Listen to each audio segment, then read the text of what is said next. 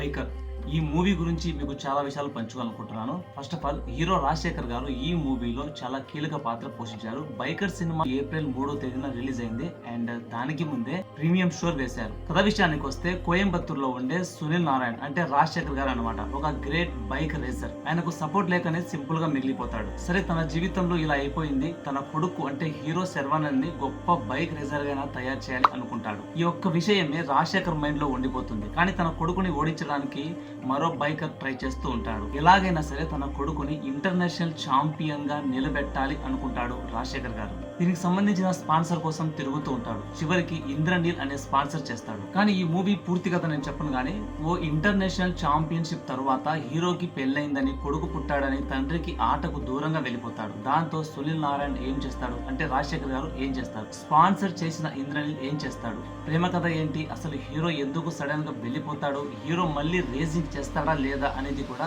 మీరు పూర్తిగా మూవీలో చూడాల్సిందే. కానీ ఈ సినిమాలో ఎక్కువగా బైక్ రేసింగ్ ఉంటాయని చాలా మంది ఊహిస్తూ ఉంటారు. యూత్ మాత్రం దీనికి చాలా పెద్ద ఫ్యాన్స్. ఇలా బైక్ రేసింగ్ లో చాలా ఉంటాయని వెళ్తే మీకు నిరాశ తప్పదు. ఈ మూవీలో టోటల్ ఈ మూవీ మొత్తం కలిపి ఇందులో బైక్ రేసింగ్ సీన్స్ కేవలం 5 మాత్రమే ఉంటాయి. అవి కూడా పర్టికులర్ గానే ఉంటాయి. కానీ ఇక్కడ సినిమాకు వెళ్లే వాళ్ళకి మెయిన్ సస్పెన్స్ ఏమిటంటే, బైక్ రేసింగ్ అని వెళ్లే ప్రతి ఒక్క యూత్ తెలుసుకోవాల్సిన మ్యాటర్ ఏమిటంటే, ఇందులో బైక్ రేసింగ్ కంటే son and father emotional scenes చాలా ఎక్కువగా ఉంటాయి. వీటి మీద చాలా ఫోకస్ చేశాడు డైరెక్టర్. ఇంకో విషయానికి వస్తే, ఇండియాలో ఇలాంటి డిఫరెంట్ స్పోర్ట్స్ తో ఏ మూవీ రాలేదు. నాకు తెలిసి ఇదే మొదటి మూవీ అనుకుంటున్నాను.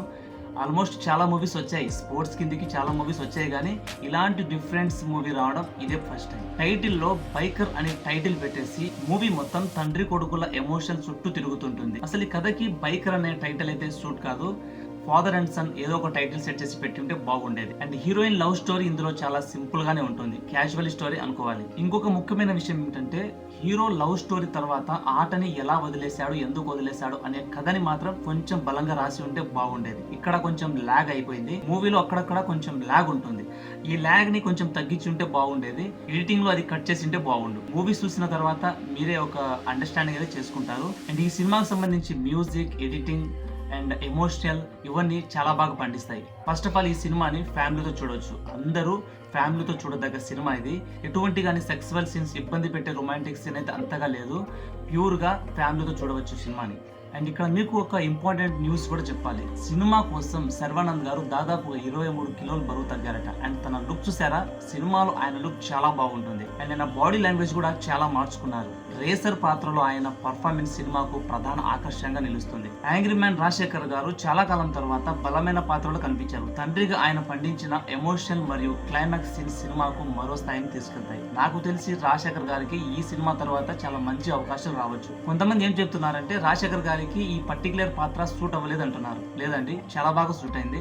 మీరు మూవీ చూసిన తర్వాత మీకే చాలా క్లారిటీ వస్తుంది. ఇండియాలో ఇప్పటి వరకు రాని మోటో క్రాస్ రేసింగ్ దర్శకుడు అభిలాష్ రెడ్డి చాలా అద్భుతంగా తెరకెక్కించారు. ముఖ్యంగా ఇంటర్వెల్ మరియు క్లైమాక్స్ రేస్ సీన్లు, విజువల్స్ చాలా బాగుంటాయి. ఒక రకంగా చెప్పాలంటే హాలీవుడ్ సీన్స్ ఎలా అయితే ఉంటాయో అలా ఉంటాయన్నమాట. అండ్ ప్రాపర్ గా ఒక విషయం అయితే ఇక్కడ మెన్షన్ చేస్తున్నాను, జిబ్రాన్ అందించిన బ్యాక్గ్రౌండ్ మ్యూజిక్ స్కోర్ మాత్రం హైలైట్. సౌండ్ డిజైన్ రేసింగ్ సీన్లకు గూస్ బంప్స్ తెప్పించేస్తాయి. అండ్ టోటల్ ఈ సినిమా గురించి ఒక్క ముక్కలో చెప్పాలంటే, సినిమా కథ పరంగా చూస్తే పాత సీసాలో కొత్త సారా ఉన్నట్లు ఉంటది. ముఖ్యంగా చెప్పాలంటే ఈ సినిమా క్లైమాక్స్ లో గతంలో మనం చూసిన స్పోర్ట్స్ సినిమాలని ఒకేసారి గుర్తుకొచ్చేస్తాయి. అండ్ ఎవరైతే ఈ మూవీకి వెళ్ళాలి అనుకుంటున్నారో నిశ్చితంగా వెళ్ళి రావచ్చు. అండ్ ఈ మూవీ గురించి ప్రాపర్ గా ఎడిటింగ్ కావచ్చు, music, hero heroines performance and side actor performance and ఈ మూవీకి సంబంధించిన డైరెక్టర్ అనుకున్న విజువల్స్ మొత్తం A to Z ఆయన అనుకున్నదే దింపేశాడు. అండ్ ఈ మూవీని ఫ్యామిలీతో వెళ్ళొచ్చు. ప్యూర్ ఫ్యామిలీతో వెళ్ళే మూవీ అయితే ఇదే. బైకర్ సినిమా తండ్రి కొడుకుల ఎమోషన్ ఇంటెన్స్ తో సాగిన రేసింగ్ సినిమా. ఈ సినిమాకు ఆల్మోస్ట్ నా అభిప్రాయం ప్రకారం, నేను సినిమా చూసిన విధానం ప్రకారం నేను ఇచ్చే రేటింగ్ అయితే 3.5. అండ్ మీరు మూవీ చూసిన తర్వాత మీరైతే ఎంత ఇస్తారో కామెంట్ చేయండి.